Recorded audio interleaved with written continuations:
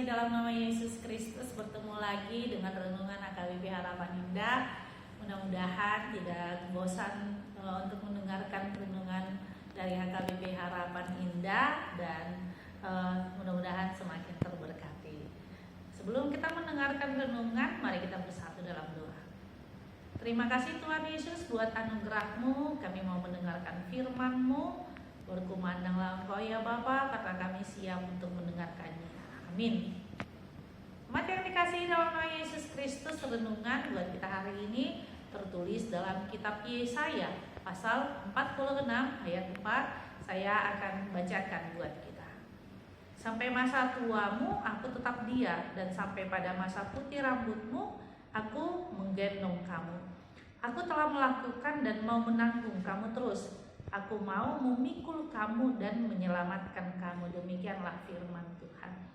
Kita yang dikasihi dalam nama Yesus Kristus, tidak seorang pun pastinya ingin tua ya.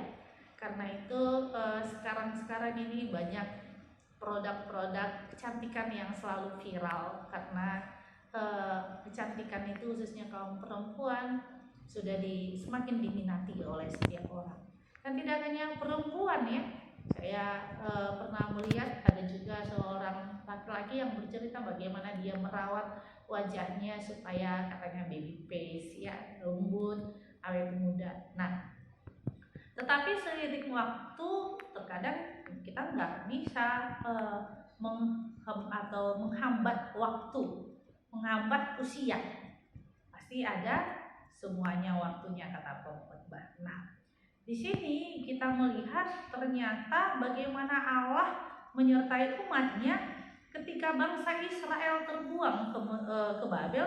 Mereka yang ikut ke Babel itu adalah orang-orang yang berkompeten, orang-orang yang bisa, tetapi yang tinggal adalah mereka yang lemah, mereka yang sudah tua. Nah, di sini Allah menyuarakan bagaimana Allah menyertai umatnya sekalipun fisik mereka lemah karena mereka tua, tapi Tuhan meyakinkan mereka, yaitu dengan mengatakan bahwa Tuhan akan menggendong mereka sampai pada masa tua atau putih rambut. Kalau Pemazmur dan Amsal katakan yang putih rambutnya itu adalah sebuah kehormatan. Nah, di mana Allah yang menggendong artinya adanya ketergantungan manusia itu kepada Allah. Situasi hidup manusia bisa lemah, situasi hidup manusia bisa capek, lelah dan lain sebagainya. Tetapi Tuhan mau katakan, aku yang menggendong engkau. Artinya Tuhan yang angkat kita. Nah, ya kita bisa samakan dengan ketika kita menggendong anak-anak. Seperti itulah Allah terhadap kita. Artinya ternyata kita berjalan bersama-sama dengan Allah. Nah, ketika Allah menggendong kita, dikatakan aku melakukannya dan menanggung terus-menerus. Artinya beban berat itu selama-lamanya Allah menyertai kita. Artinya situasi itu selama-lamanya Tuhan mau bersama dengan kita. Disinilah kita melihat Immanuel itu, Allah yang menyertai kita. Dia menanggung, dia mau. Bahkan di ayat di selanjutnya, kalimat selanjutnya memikul. Karena itu Yesus Kristus katakan, datanglah kepada hai yang berbeban berat, aku akan memikul.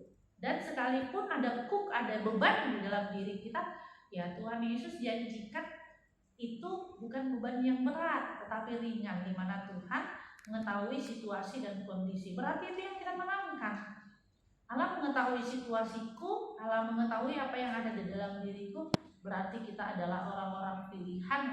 Sekalipun mungkin awalnya kita tidak menerima, tetapi kita ingat bahwa firman Tuhan katakan segala sesuatunya untuk mendatangkan kebaikan buat kita.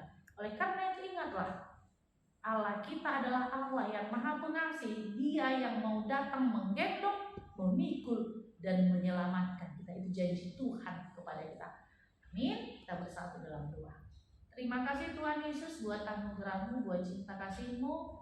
Bapa, yakinkan kami Engkau adalah Allah kami yang menggendong kami, memikul dan menyelamatkan kami.